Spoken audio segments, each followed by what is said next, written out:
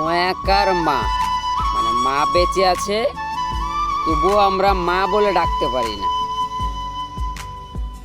মানে বাপের বান্ধন থেকে যদি মা চলে যায় তাহলে আমার বাপের শুধু না, আমার ওটা কেউ না।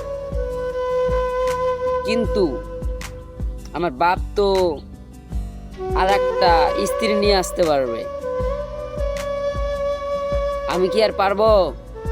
আর একটা আমার মনের মতো যে আমাকে খাইয়ে না খাইয়ে দুটো ভাত তুলে দিছে, সে মাকে কি আবার আমি ফিরে পাবো?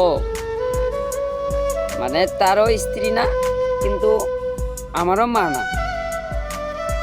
মা বলতে গেলে এটা হালাল হয় না, হালাল হয় না, বেহালালি হয়। কিন্তু মা বুঝি না তাই মা বলি, কারণ কারো মাকে দেখে আফসোস হয়। আমার আব্বুর ফিরে আবার কি আফসোস হবে? আমার আব্বু নতুন বিয়ে করে আনলো,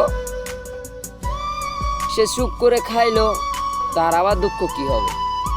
তার সব কিছুই আসে, সে সব কিছু করতে পারবে, যা মন চাই তাই করবে। আমরা তো আর নতুন মাকে মনের মতো করে মা পাবো না। আমরা তো আমার মাকে খোদার কাছে সবসময় সুখী রাখতে চাই, কিন্তু আমরা তো আমার মাকে পাই নাই। মানে এই 4 আঙ্গুল কপালকে দোষ দিব না, হয়তো আমার ভাগ্যের দোষ ছিল।